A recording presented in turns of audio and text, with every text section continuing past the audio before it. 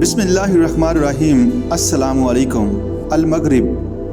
अलमगरिब शुमाली Africa के शुमाल मगरबी हिस्से को कहते हैं। इस्लामी तारीख में उसे अफ्रीका कोचिक कहा जाता है। इसमें लीबिया, अलजायर, ट्यूनिस और मराकश के ममालिक शामिल हैं। इसका रकबा 6.05 मिलियन मुरब्बा किलोमीटर है और इसकी आबादी 102.87 मिलियन अफराद पर मुश्तमिल है। अलमगरिब जुग्राफियाई और दिफाई नुक्ता निगाह से दुनिया का अहम खित्ता रहा। इसके शुमाल में बहरे रूम और मगरब में बहरे ओकियानूस, मशरक में मिस्र, जनूब में सूडान, चाड, नाइजीरिया, माली और मोरितानिया के इलाके शामिल हैं। सराय आज़म इससे वस्ती और जनूबी अफ्रीका से जुदा करता है।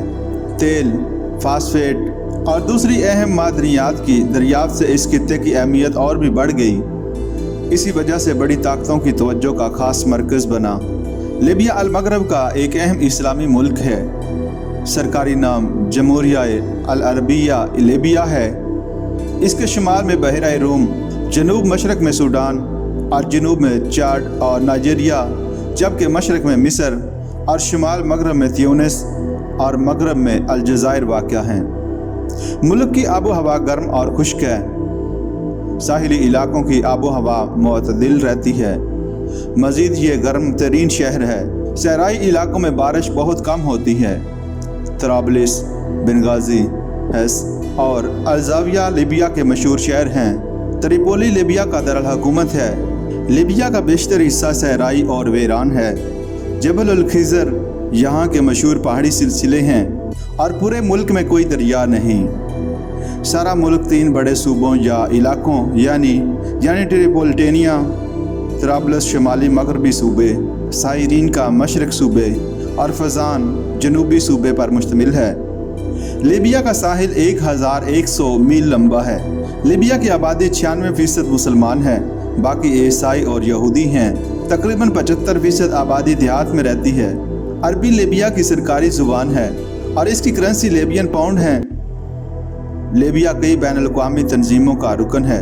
18वीं और 19वीं सदी के दौरान यूरोपियन अक़वाम में एशिया और अफ्रीका पर कब्ज़ा करने की जो दौड़ शुरू हुई थी, इसके भयानक असरात लीबिया की सरजमीन पर भी पड़े। यूरोपियन अक़वाम अरसे तक इस इलाके को ललचाती हुई नज़रों से देखती रही और अपना तसल्लुत जमाने की कोशिश में रही। आखिरकार 1911 में इटली ने फ्रांस की तरफ से शह पाकर तराबलस पर हमला कर दिया और उस्मानी तुर्कों से शदीद जंग के बाद इस पर कब्ज़ा कर लिया, जिस पर मकामी लोगों ने ज़बरदस्त मज़ाहमत का मुज़ाहिरा किया। इटली ने मज़ाहमत को कुचलने की हर मुमकिन कोशिश की। हरीयत पसंदों पर बड़ा जुल्म और जबर किया, लेकिन इसका कब्ज़ा मुस्तहकम न हो सका। जंग अज़ीम दोम 1939 से 1945 के दौरान हालात इटली के खिलाफ और भी नासाजगार हो गए और आज़ादी की तारीख को मज़ीद उभरने का मौका मिल गया। 1940 से 1942 में लीबिया की सरजमीन महवरी और इत्तेहादी फ़ौजों के दरमियान जंग का अखाड़ा बन गई। जंग के आगाज़ में महवरी यानी जर्मनी और इटली की फ़ौजों का पल्ला भारी रहा, लेकिन 1942 के बाद हालात महवरी फ़ौजों के लिए साजगार ना रहे। इसके बरक्स इत्तेहादी फ़ौजों की पोजीशन मुस्तहकम होने लगी, यहाँ तक कि 1943 में बरतानवी फ़ौज तराबलस और साइबरीन का, जबकि फ्रांसीसी फ़ौजें फजान के इलाके पर काबिज़ हो गईं। इत्तेहादी फ़ौजों की कामयाबी दरअसल लीबिया के हरीयत पसंदों की मरहून मन्नत थी। दौरान जंग उन्होंने इत्तेहादियों के साथ भरपूर तावन किया। इसकी बड़ी वजह यह थी कि इत्तेहादी जमहूरियत के नाम पर लड़ रहे थे। उन्होंने हर जगह महकूम कौमों से वादे किए, जंग के बाद इन्हें आज़ादी दे दी जाएगी। दूसरे लीबिया वालों में कौमी और सियासी शऊर पहले ही तेज़ हो चुका था और वो अरसे से गैर मुल्की तसल्लुत के खिलाफ ज़बरदस्त मज़ाहमत करते आ रहे थे। इस सिलसिले में लीबिया की मशहूर असनूसी तहरीक ने बहुत अहम किरदार अदा किया। इस तहरीक का आगाज़ 19वीं सदी में हुआ। यह एक इस्लामी तहरीक थी। हिजाज़ में मोहम्मद बिन अब्दुल वहाब और बरसगीर में शाह वलीउल्लाह और सैयद अहमद बरेलवी की तहरीकों जैसा प्रोग्राम था, यानी खालिस इस्लामी तालीमात की तबलीग और तागूती ताकतों के खिलाफ जिहाद। इस तहरीक के बड़े मकासद थे। یہ تحریک المغرب میں اسلام کی نشاط ثانیہ کی علمبردار تھی۔ لیبیا کے مختلف حصوں میں اس نے مرکز قائم کیے تھے جو بیک وقت تبلیغ اور درس و تدریس کے مراکز تھے، معاشی طور پر خود کفیل تھے۔ گویا السنوسی تحریک کا پیروکار بیک وقت معلم، مبلغ، تاجر، کسان اور مجاہد تھا۔ اطالوی حکومت اس تحریک کے ہاتھوں بہت زک اٹھاتی تھی۔ اس نے اپنے ظلمانہ دور میں اسے کچلنے کی ہر ممکن کوشش کی لیکن ناکام رہی۔ اطالوی حکومت بلا شک و شبہ انتہائی ظالم اور جابر حکومت تھی۔ 1911 سے 1942 تک لیبیا کے مسلمانوں پر بے پناہ مظالم ڈھائے اور مسلمانوں کو تباہ و برباد کرنے کی ہر ممکن کوشش کی۔ مسلمانوں کو ان کے مذہبی، سیاسی اور سماجی حقوق سے محروم کیا گیا۔ اپنی پوزیشن کو مضبوط کرنے کے لیے اطالویوں کو یہاں آباد کرنے کی کوشش کی اور ان کی ہر طرف سے ہمت افزائی کی۔ ان نو آباد کاروں کو ہر قسم کی مرات حاصل تھیں۔ دیکھتے ہی دیکھتے غیر ملکی آباد کار ملک کی زرخیز زمینوں پر قابض ہو گئے۔ یہ سب باتیں اہل لیبیا کے لیے ناقابل برداشت تھیں۔ دوران جنگ ان کی مذہبی رگ حمیت اور بھی بھڑک اٹھی۔ سیاسی شعور نے کروٹ لی۔ انہوں نے میر محمد ادریس کی قیادت میں اپنے آپ کو منظم کیا اور 1940 میں السنوسی مجاہدین کی فوج مرز وجود میں آئی، جس نے اتحادیوں کے ساتھ مل کر اطالوی استبداد کو لیبیا سے ختم کرایا۔ لیبیا سے اطالوی تسلط تو ختم ہو گیا لیکن لیبیا کو پھر بھی آزادی نصیب نہ ہوئی۔ برطانیہ اور فرانس لیبیا کو آزاد نہیں کرنا چاہتے تھے۔ جنگ کے دوران انہوں نے جو وعدے کیے تھے انہیں پورا کرنے میں پس و پیش کرنے لگے۔ اندرونی اور بیرونی دباؤ کے ماتحت لیبیا کا مسئلہ بالآخر اقوام متحدہ میں پیش ہوا، لیکن اتحادیوں کی طرف سے مختلف ہیلے بہانے کیے گئے۔ فرانس کا یہ ارادہ تھا کہ وہ اسے اپنے تسلط میں رکھے، جبکہ برطانیہ کا پروگرام اسے برطانوی تسلط میں رکھنے کا تھا۔ امریکہ اسے اقوام متحدہ کی نگرانی میں بین الاقوامی کنٹرول میں دینا چاہتا تھا۔ بین الاقوامی رائے عامہ لیبیا کی مکمل آزادی کی خواہاں تھی۔ نومبر 1949 کو اقوام متحدہ نے فیصلہ کیا کہ لیبیا کو 1 جنوری 1952 تک آزاد کر دیا جائے، لیکن اس فیصلے کے باوجود برطانیہ اور فرانس نے حد الوسیع لیبیا کے اتحاد اور آزادی میں رکھنے ڈالے۔ لیبیا کی حریت پسندوں کی جدوجہد رنگ لائی۔ 24 دسمبر 1951 کو لیبیا کی آزادی کا اعلان ہو گیا۔ تحریک آزادی کے قائد امیر ادریس السنوسی کی قیادت میں نئی حکومت قائم ہو گئی۔ اس کے بعد شاہ ادریس 1952 میں لیبیا کے پہلے سربراہ مملکت منتخب ہو گئے۔ آزادی کے موقع پر لیبیا کو بھی دوسری نو آزاد ریاستوں کی طرح بے شمار مشکلات کا سامنا کرنا پڑا۔ اقتصادی حالت انتہائی خراب تھی۔ اٹلی والوں نے اپنے دور حکومت میں لیبیا کے وسائل کا خوب استحصال کیا۔ رئی سی کسر جنگ کے دوران نکل گئی۔ فی کس آمدنی نہ ہونے کے برابر تھی۔ قومی خزانہ خالی تھا۔ یہ کہنا غلط نہیں کہ 1951 میں آزادی کے وقت لیبیا دنیا کا غریب ترین ملک تھا۔ انتظامی ڈھانچہ نہ ہونے کے برابر تھا۔ تعلیم کا اور بھی برا حال تھا، یہاں تک کہ نئی حکومت کے بعض وزیروں کی تعلیم بھی واجبی تھی۔ ان خامیوں کے باوجود شاہ ادریس کی قیادت میں ابتدائی مشکلات پر جلد قابو پا لیا گیا۔ ملک کو جلد ہی ایک وفاقی دستور دیا گیا جس میں آئینی بادشاہت کو تسلیم کیا گیا۔ ملک کی مجلس قانون ساز مرز وجود میں آئی۔ تعلیم میں بھی ترقی ہوئی۔ 1952 میں بنغازی میں یونیورسٹی قائم ہوئی۔ تجارت میں بھی ترقی ہوئی۔ تیل کی دریافت اور برآمد سے ملکی دولت میں تیزی سے اضافہ ہوا۔ اقتصادی حالت بہتر ہونے لگی۔ فی کس آمدنی میں بے پناہ اضافہ ہوا۔ معیار زندگی بلند ہونے لگا، لیکن ان سب باتوں کے باوجود ملک میں عام بے چینی تھی۔ اس کے اسباب موجود تھے کہ دولت بڑھ رہی تھی لیکن اس کی تقسیم مساوی نہ تھی۔ ملکی وسائل پر شاہ ادریس کا تصرف تھا۔ رشوت عام تھی۔ اصلاح و احوال کی اس میں طاقت نہ تھی۔ آزادی کے باوجود غیر ملکی اثر و رسوخ موجود تھا۔ غیر ملکی لیبیا کے وسائل کا مسلسل استحصال کر رہے تھے۔ غیر ملکی اڈے بھی ابھی تک ملک میں موجود تھے۔ 1967 کی عرب اسرائیل جنگ میں انہی اڈوں کے ذریعے سے برطانیہ اور امریکہ نے اسرائیل کی مدد کی تھی۔ شاہ اس سلسلے میں بے بس تھا۔ फ़लस्तीन के मुताल्लिक़ इनकी पॉलिसी यकीनन कमज़ोर थी। ये सूरत-ए-हाल लीबिया के नौजवान फ़ौजी अफसरों को पसंद न थी। वो मुल्क को इस्तेसाली क़ुव्वतों से बचाने की तदबीरें सोचने लगे। वो हर कीमत पर बादशाह से निजात हासिल करना चाहते थे। उन्होंने शाह इदरीस को इक़्तिदार से अलहदा करने का मंसूबा बनाया, जो 1 सितंबर 1969 को कर्नल मोहम्मद मुअम्मर क़ज़ाफ़ी की क़यादत में पाया तकमील को पहुँचा। इस वक़्त शाह की उम्र 80 साल थी और वो इलाज के लिए तुर्की गए हुए थे, जबकि कर्नल क़ज़ाफ़ी सिर्फ 27 बरस के थे। इनके दूसरे साथी भी तकरीबन इनके हम उम्र ही थे और कोई खून खराबा नहीं हुआ। अवाम ने खुश आमदीद कहा और ताबन किया।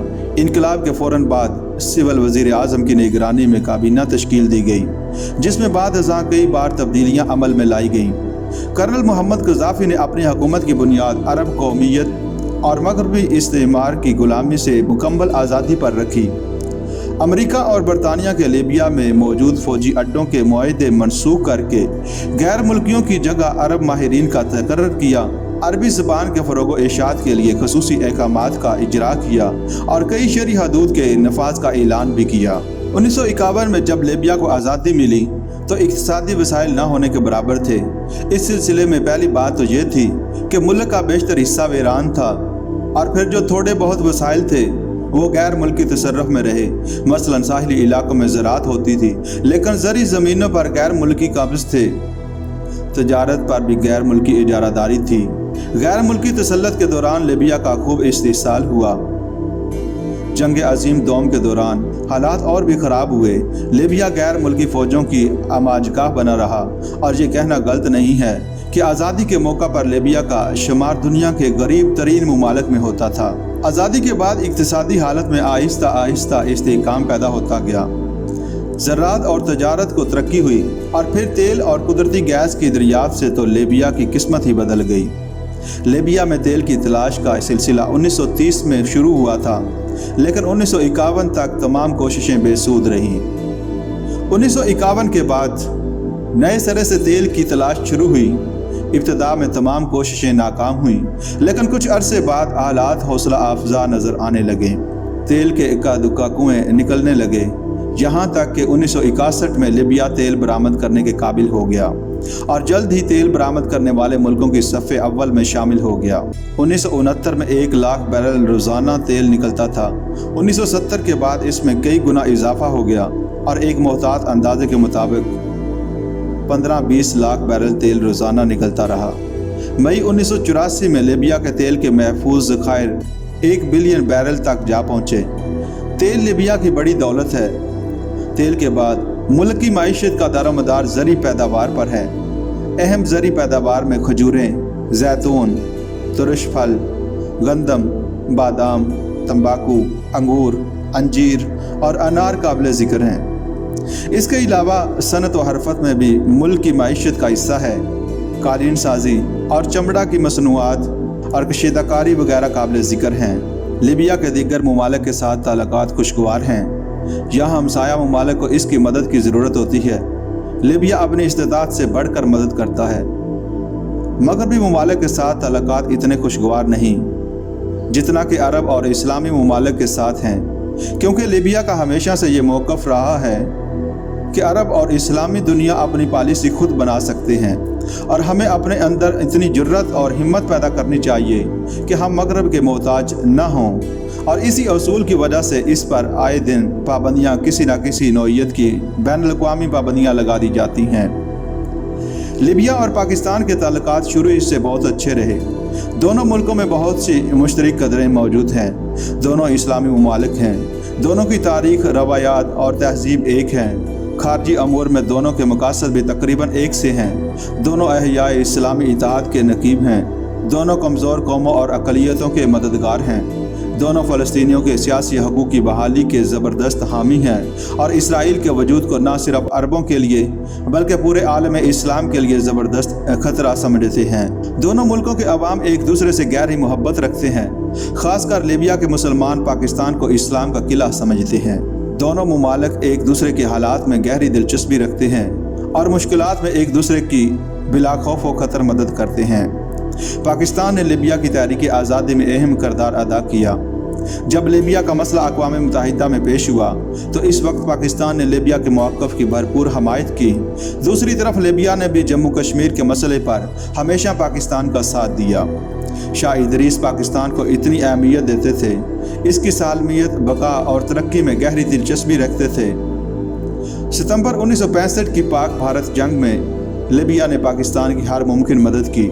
1967 کی عرب اسرائیل جنگ میں پاکستان نے عربوں کے موقف کی پرزور حمایت کی۔ لیبیا میں اس بات کو بہت سراہا گیا۔ شاہ ادریس نے 1968 میں صدر ایوب خان کو لیبیا آنے کی دعوت دی، جو قبول کر لی گئی، لیکن وہ ملک کے سیاسی حالات خراب ہونے کی وجہ سے لیبیا نہ جا سکے۔ دونوں برادر ملکوں کے درمیان دوستانہ تعلقات روز بروز بڑھتے گئے اور کرنل قذافی کے دور میں نقطۂ عروج پر پہنچ گئے۔ دسمبر 1971 کی پاکستان بھارت جنگ میں کرنل قذافی نے پاکستان کی علی اعلان اخلاقی اور مالی مدد کی۔ مشرقی پاکستان میں بھارت کی جارحیت کی سخت مذمت کی۔ 1972 میں پاکستان کے صدر نے لیبیا کا سرکاری دورہ کیا۔ انہیں کرنل قذافی نے ہر قسم کی مدد کا یقین دلایا۔ 1973 کی عرب اسرائیل جنگ میں پاکستان نے عربوں کی بھرپور حمایت کی۔ کرنل قذافی جب فروری 1974 میں دوسری اسلامی سربراہی کانفرنس کے موقع پر پاکستان آئے تو ان کا انتہائی گرم جوشی سے استقبال کیا گیا۔ کانفرنس کے بعد انہوں نے لاہور اسٹیڈیم میں تاریخی تقریر کی، جس میں انہوں نے فرمایا، پاکستان کا دشمن لیبیا کا دشمن ہے، لیبیا کی فوج پاکستان کی فوج ہے، لیبیا کے وسائل پاکستان کے وسائل ہیں۔ اس موقع پر لاہور اسٹیڈیم کا نام قذافی اسٹیڈیم رکھا گیا۔